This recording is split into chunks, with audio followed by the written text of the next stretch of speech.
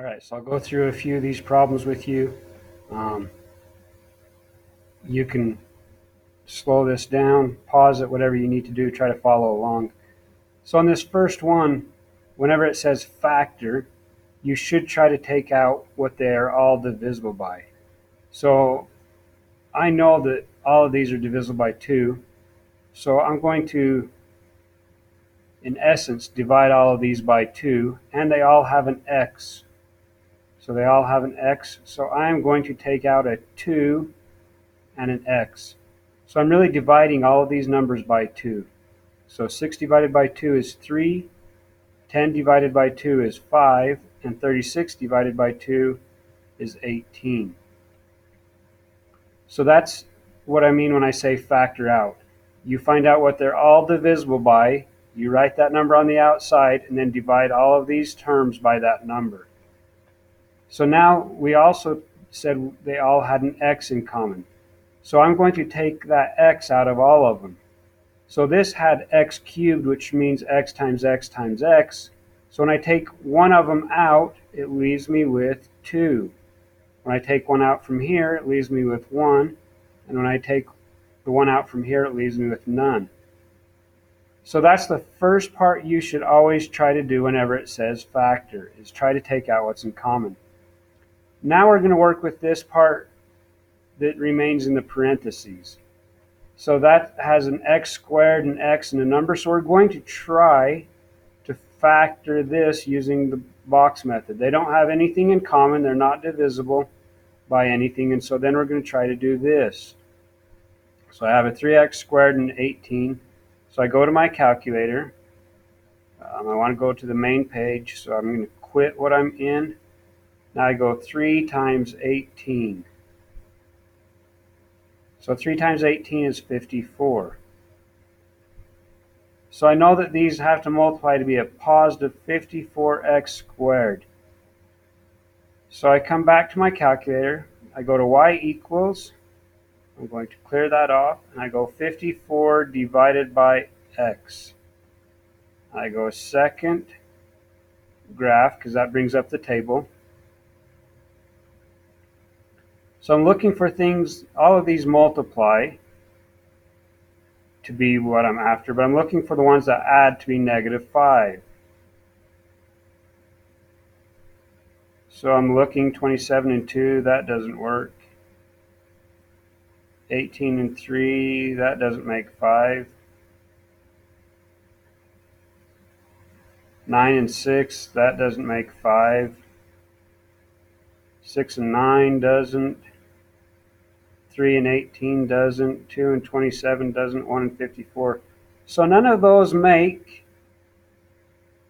a -5 in the middle. So what that means is that this does not factor more. So my answer is this part in blue right here. That's as much as it will factor. So that's number 1. Question number 2 says x squared minus 49. So there's nothing that they're all divisible by, so I set it up. I put an x squared in here. I put a -49.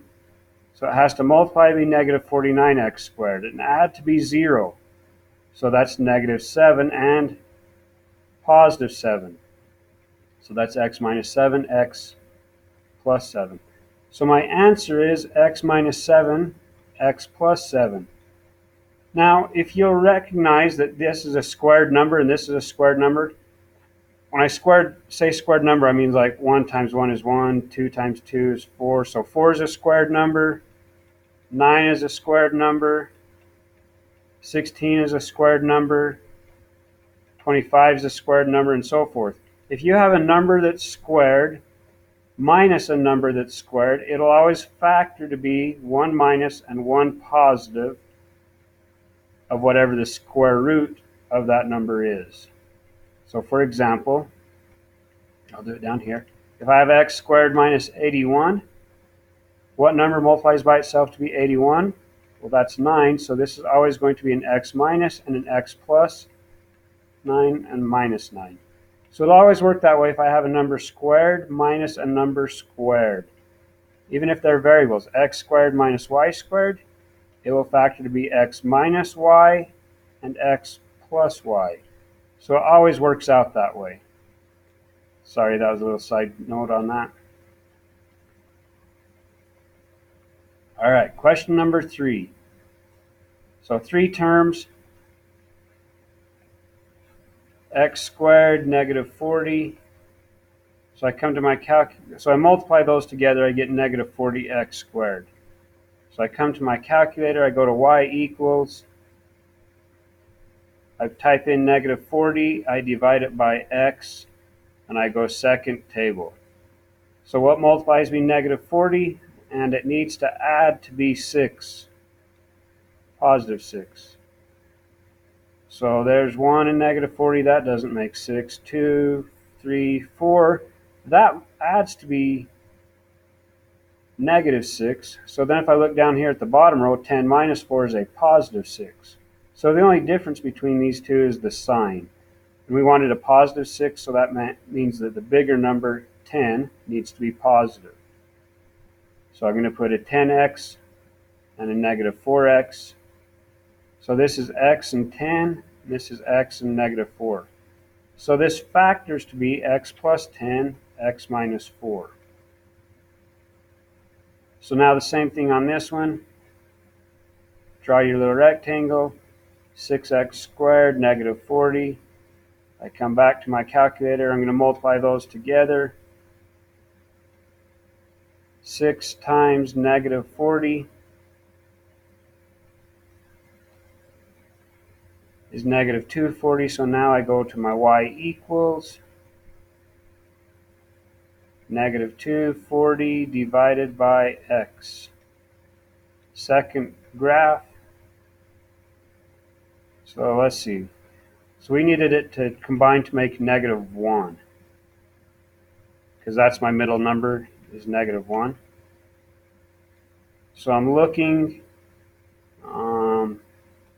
1 doesn't, 2 doesn't, 3 doesn't, 4 doesn't, 5 doesn't, 6 doesn't, 8 doesn't, 10 and 24 combine to be negative 14, 11 no, 12 no, 14 no, oh there we go, 15 and 6, negative 16, that combines to be a negative 1.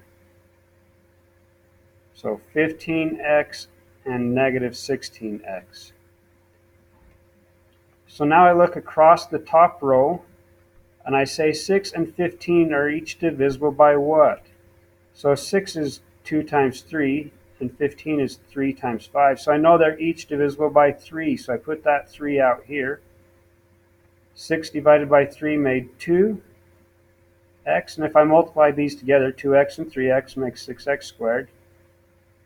15 divided by 3 is 5, or you could say what times 3 makes 15, and that's a 5. Now down here, what times 2 makes negative 16? 4. Negative 16 divided by 2 is what?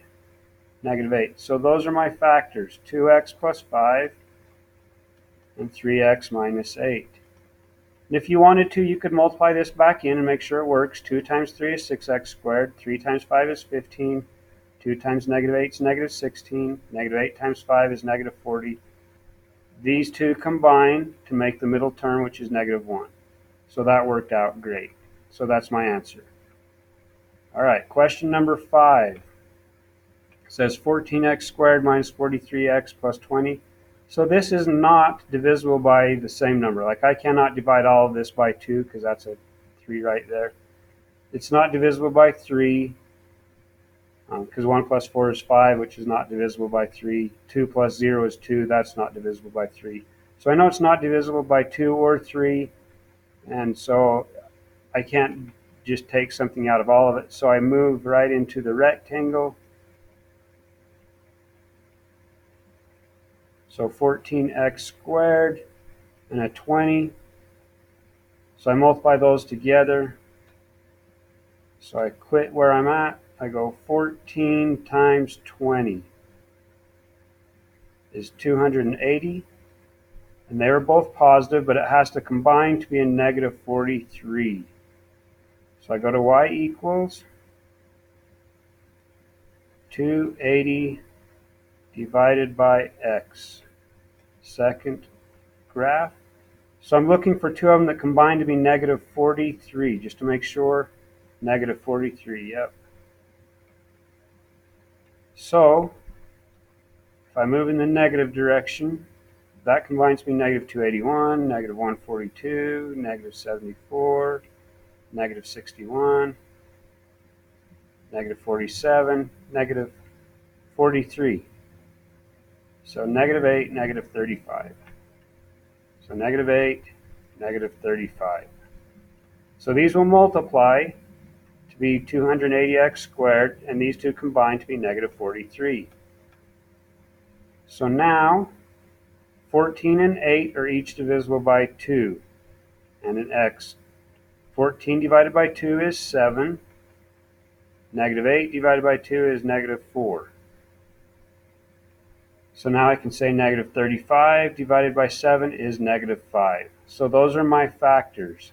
7x minus 4, 2x minus 5.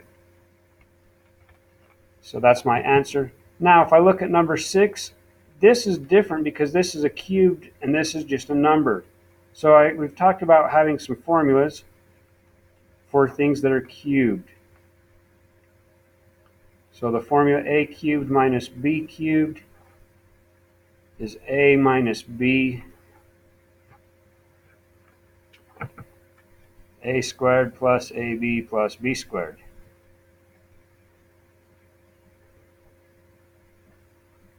So the important part is to figure out what a is. So I'm going to go to my calculator.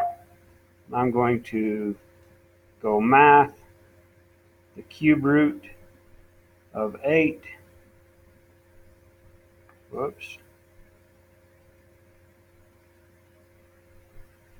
Math, cube root of 8. There we go. Is 2. And then the cube root of 1331. So math for 1331 is 11.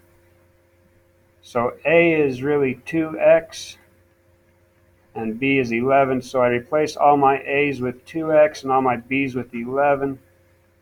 So I'll have 2x minus 11. A squared is 2x squared. So that's going to be 4x squared.